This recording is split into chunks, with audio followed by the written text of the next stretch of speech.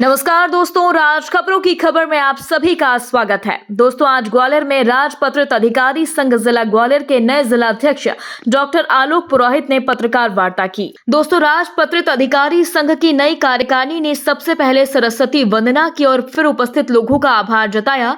इसके बाद डॉक्टर आलोक पुरोहित ने राजपत्रित अधिकारी संघ के सीनियर और पूर्व अधिकारियों का भी आभार माना और कहा कि उन्हें कर्मचारी हित में जो कार्य और जवाबदारी सौंपी गई है वे उसका बखूबी पालन करेंगे।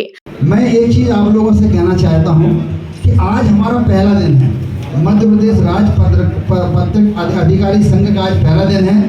हमारे से आज से दूसरे सामाजिक संगठनों के साथ मिलके हम कार्य योजना बनाएंगे और सरकार और गवर्नमेंट सर्वेंट के बीच में जो एक कड़ी है उसको निभाने का पूरा प्रयास करेंगे। दोस्तों, राजपत्रित अधिकारी संघ के पूर्व अध्यक्ष दीपक शर्मा ने पत्रकार वार्ता में अपनी पीड़ा सुनाई और उन्होंने पुरानी पेंशन को लेकर दर्द बयान किया और कहा कि सरकार कोई ठोस कदम नहीं उठा रही। हम लगातार कोशिशें कर रहे हैं, नए अध्यक्ष से इसमें बहुत उम्मीद है। हम आपस में एक दूसरे के सहयोग के साथ आगे बढ़े। क्रमोन्नति का मसला है,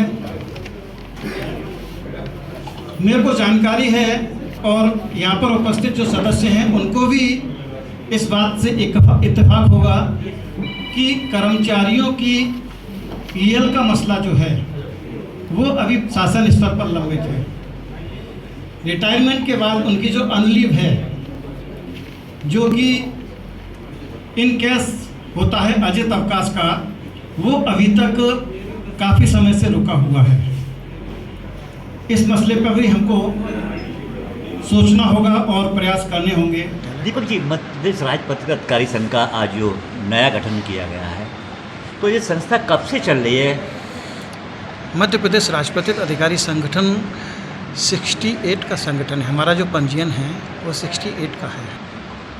राजपत्रित अधिकारी संघ एक ऐसा संगठन है जिसमें किसी एक विभाग को नहीं, जितने भी गजेटेड ऑफिसर्स हैं, चाहे वो पीडब्ल्यूडी के हों, पीएचई के हों, कॉलेज के हों, इंटर कॉलेज के प्रिंसिपल हों, लेक्चरर हों, मेडिकल हो, सभी जो विभाग हैं, इसमें जितने भी राजपत्रित अधिकारी हैं वो हमारे माननीय सदस्य हुआ करते हैं। अच्छा, आज आलोक पुरोहित जी को मनोनीत किया गया, इससे पहले कौन था?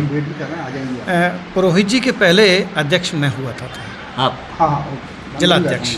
लेकिन फिर मैं आलोक पुरोहित जी की मैंने क्षमताओं को देखा कि ये सामाजिक संगठनों से जुड़े हुए हैं और समाज सेवा के तमाम क्षेत्र जो हैं वो इनके खुले हुए हैं।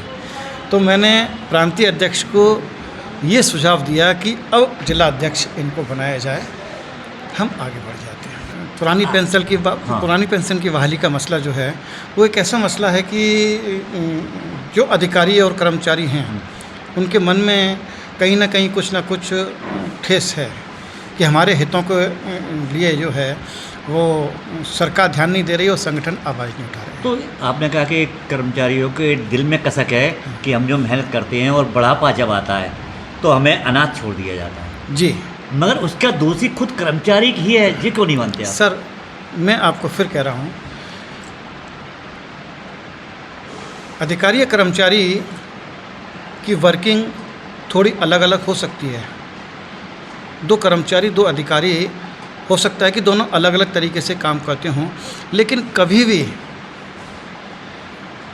शासन को जो निर्णय लेना चाहिए वो ये सोच के लेना चाहिए कि एक अधिकारी और कर्मचारी जो 65 साल तक शासन को अपनी सेवाएं दे रहा है, 65 साल के बाद जब वो रिटायर होगा तो उसका भविष्य क्या होगा, इसकी चिंता। अच्छा, आलोक जी से आप क्या अपेक्षा रखते हैं?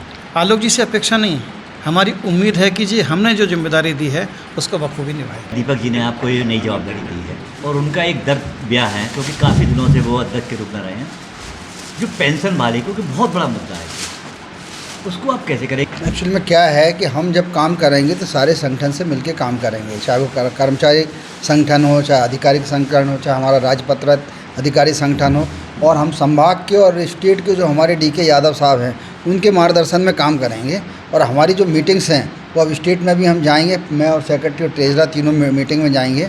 और आपके दीपक शर्मा जी के मार्गदर्शन में जब हम भोपाल जाएंगे तो बहुत सारी चीज़ों के बारे में जो जानकारियाँ हैं वो हम यादव साहब से लेके आएंगे कि हमें अब आगे की क्या कार्य योजना तैयार करना है, कैसे करना है, किन किन संगठनों का साथ लेना है और आगे की कार्रवाई किस प्रकार से की जाएगी। क्योंकि आज हमारा पहला दिन है, इसलिए आज क्या कार्य योजना है या हमसे मार्गदर्शन के बाद ही हम तय कर पाएंगे हमें आगे की कार्य योजना किस प्रकार से करना है। ठीक।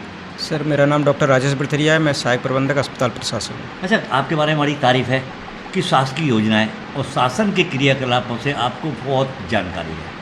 नहीं सर, बहुत जानकारी तो नहीं कहेंगे, फिर भी हम कोशिश करते हैं कि हमें जानकारी हम रखें, क्योंकि ये हमारा दायित्व है, कार्य दायित्व है कि सरकार की योजना को, पॉलिसी को धरातल तक ले जाना, और कोशिश करेंगे जनता के हित में जो भी कार्य होंगे हम लोगों के, चाहे वो हमारा संघ के द्वारा हो या मेरे खुद पर्सनल जॉब से रिलेटेड हो, तो हम लोग कम से कम जनता का कभी बुरा ना होने दें। अच्छा, एक सुझाव दें हमें भी और जनता को भी, सबको। जी सर। क्योंकि आज नई कार्यक्रम हुई है, जी।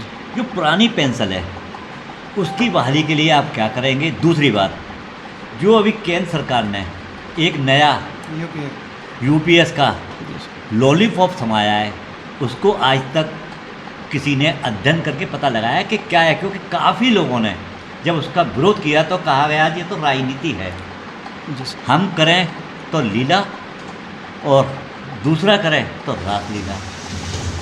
सर, जब ओपीएस था और उसके बाद बंद किया गया, इस बीच में नई चीज़ कोई भी आती तो आप व्यक्ति नहीं समझ पाता कि क्या इसके फ़ायदे हैं, क्या नुकसान है।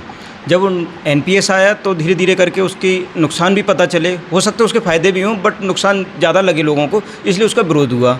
अब नई स्कीम आई है, अभी इस पे भी हम अध्ययन करेंगे, क्योंकि चूँकि नई आई है तो शुरुआत में तो समझ में नहीं आती कितनी क्या है, फिर भी हम कोशिश करेंगे, सरकार से यही कहेंगे कि जो पुरानी स्कीम थी, ओल्ड पेंशन स्कीम, उसी को लागू किया जाए, क्योंकि उससे सभी लोग परिचित थे और उसमें किसी को शायद ही कोई परेशानी थी। अच्छा, आपकी संस्था के साथ साथ जी सर, और भी कोई संगठन यदि पुरानी पेंशन को लेके काम करता है, मांग करता है, तो उसके साथ मेलजोल रहेगा कि सिर्फ?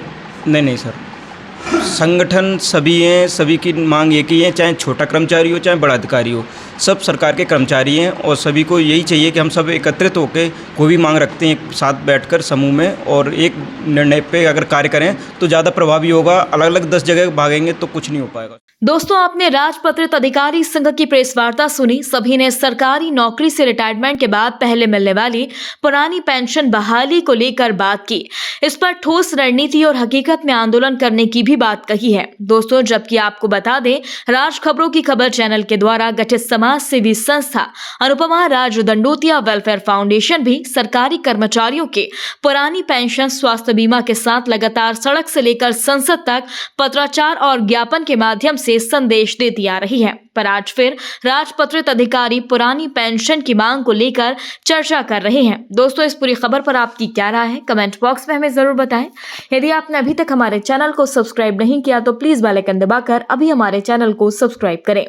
अगली ताजा खबर के साथ हम आपके बीच जल्द हाजिर होंगे। तब तक के लिए नमस्कार, जय हिंद।